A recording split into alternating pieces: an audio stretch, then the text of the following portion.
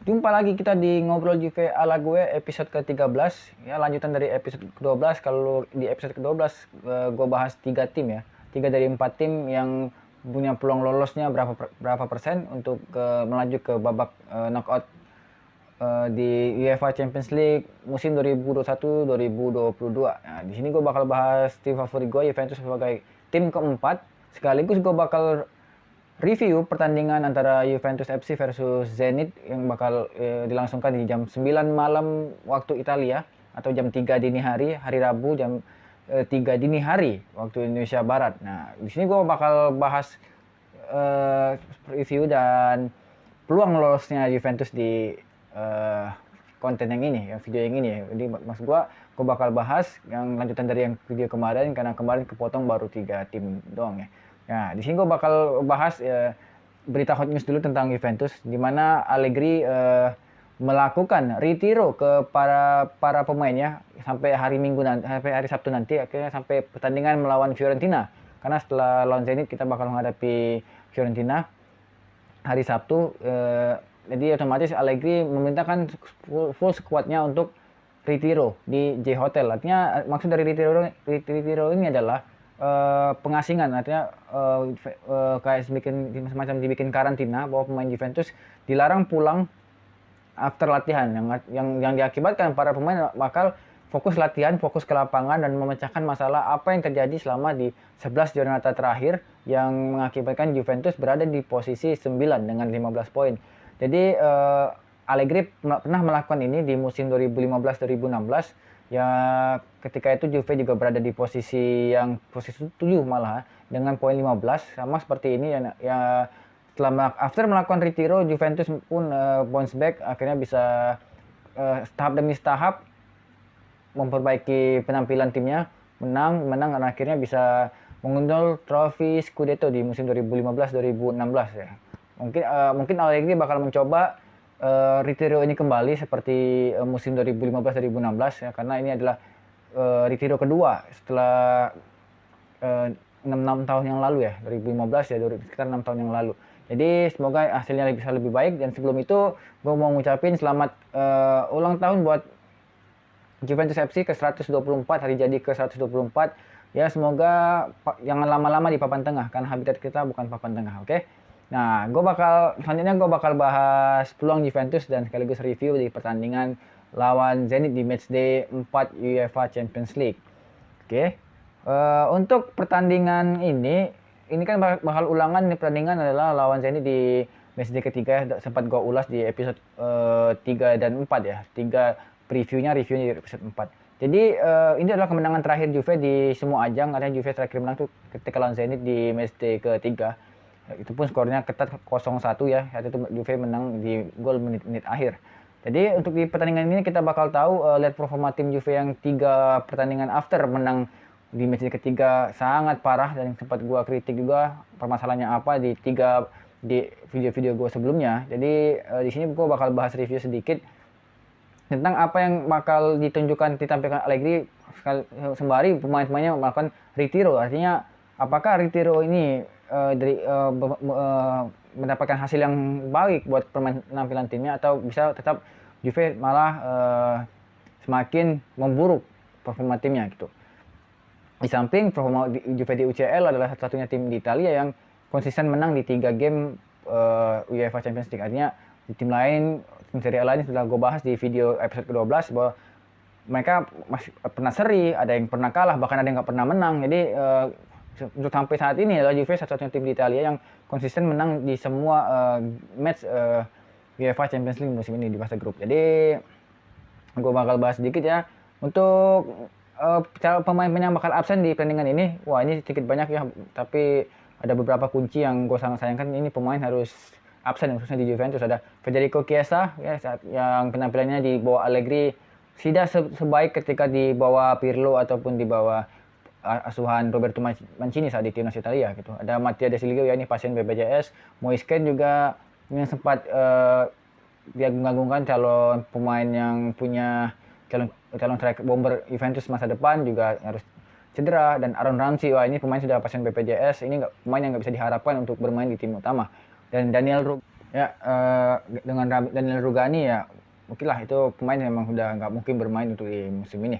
Karena sebagai cadangan keempat untuk porsi back masih ada Chiellini, Bonucci dan juga ada Matheus de Ligt. Jadi kemungkinan dia pun bukan pemain start inti di Juventus musim ini. Ya untuk di Zenit ada 3 pemainnya, ada Kuzayev, Osdorp sama Santos. Ya, ini hampir sama dengan pertandingan pertama, mereka juga tidak bermain gitu. Dan untuk kita performa tim ya. Performa tim Zenit ini adalah peringkat 1 di Liga Rusia ya. Mereka sempat menang di pasca kalah lawan Juve, dia menang lawan Spartak Moskow 7-1, lawan Dinamo Moskow juga menang 4-1, artinya dia berada di puncak klasemen Liga Rusia. Dan ini salah satu tim yang mungkin terbaik lah di Rusia saat ini gitu. Dan untuk Juventus kita seperti bisa tahu berada di peringkat 9, kemarin kalah di 2 pertandingan berturut-turut dengan skor 1-2. Jadi menurut gua emang ini pertandingan antara tim yang sedang lagi tajam-tajamnya, karena si Zenit mencetak 11 gol di liga dalam 2 game, sedangkan Juventus lagi terpuruk-terpuruknya dengan ya hanya mencetak 3 gol dari 3 laga. Ini juga membuat bahwa ada harus masalah yang besar di sisi Juventus saat ini gitu. Tapi seperti kita tahu ya, Juventus di Serie A sama Juventus di UCL ini berbeda ini. Ini yang gue bilang bahwa pelatih itu punya penentu sebagai faktor penentu untuk baiknya tim itu bermain di sebuah kompetisi. Ya. Kalau pelatih yang udah tahu bagaimana cara untuk lolos ke fase knockout, terus gimana caranya untuk pelatih itu tahu bagaimana cara untuk jadi juara di liga, ini adalah pelatih yang emang pantas untuk menukangi tim besar. Maksud gua ya Allegri ini sebapuk-bapuknya strategi yang taktikal yang dia pakai, tim yang dia asuh selalu lolos dari fase grup. Ini yang catatan yang sangat baik, karena prestasi Allegri juga di Juve selama 5 musim yang di periode pertama, ini masuk musim ke-6. 5 musim itu Juve hanya 1 kali gagal di babak 16 besar. 2 kali final, 2 kali perempat final. Itu yang mengartikan artinya bahwa Allegri tetap lolos grup adalah suatu pencapaian yang biasa buat Allegri gitu. Karena dia tahu bagaimana cara menang untuk di step by step di match day per match day, karena itu penting buat Juve ke depannya. Makanya biasanya di match day 5 dan match day 6 Juventus biasanya di Liga Champions agak sedikit kendor. Kenapa? Karena udah memastikan 1 tempat di babak knockout.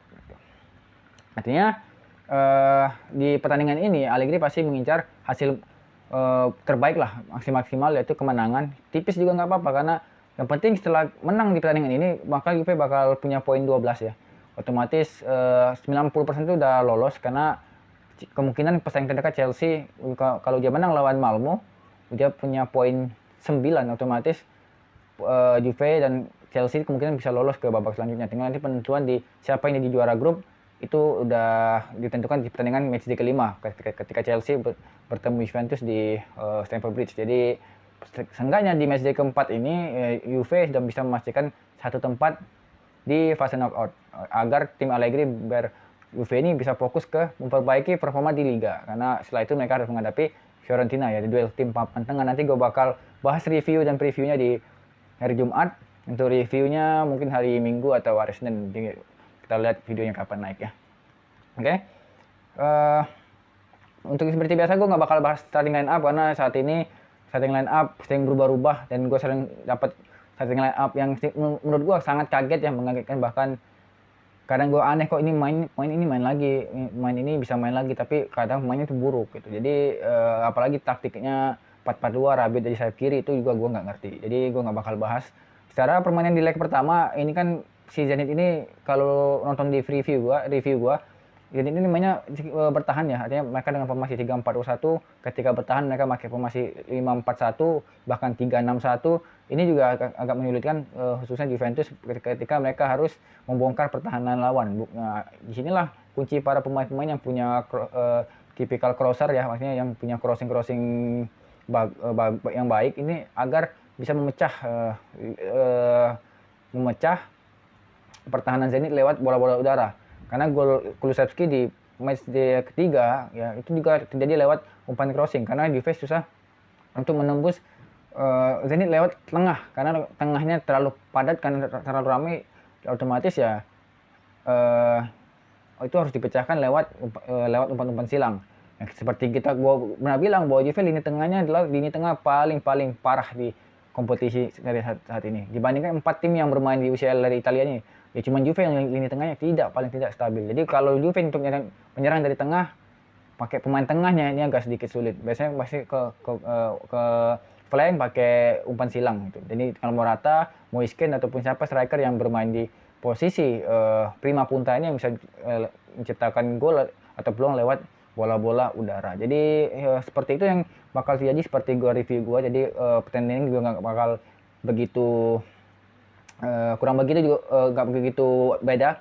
Paling beberapa ada hal mungkin Zenit seperti biasa bakal defense dan Juve bakal ya coba dengan memainkan tempo, memperlambat aliran bola, main lebih soft agar ya hanya mencari celah lah untuk mencetak 1 gol, habis itu defense. Karena yang harus dipecahkan saat ini adalah ego para pemain. Ya, kalau lihat para pemain seperti tidak satu visi untuk membangun tim ini untuk bisa memenangkan pertandingan. Walaupun mereka bisa bermain baik, tapi menurut gua Juve saat ini terlalu banyak masalah, terutama mungkin di beberapa pemain yang yang harus mereka pecahkan. Mungkin ada beberapa pemain yang bermain tidak di posisi aslinya, atau juga pemain yang kurang nyaman di posisi barunya, atau juga ya dengan kepergian si nomor 7 biasanya menutup perubahan taktik juga. Jadi banyak masalah yang harus dipecahkan sama Allegri dan tim staf pelatihannya gitu. Di samping beberapa pemain yang cedera, dan gua harus selalu lihat Dybala emang jadi pemain terbaik di 2 game, tapi ya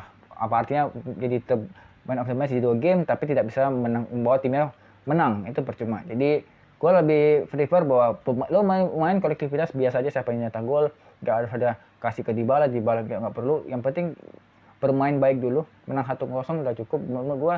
1-0 itu 3 poin, yang penting kita bisa bermain baik seperti lawan Chelsea. Itu penampilan Juve dengan pertahanan compact defense terbaik di selama gue nonton di musim ini ya, untuk di musim ini selama dipegang Allegri gitu. Nah, untuk prediksi skor gue nggak mau ya, prediksi skor itu 1-0 aja udah cukup buat Juve.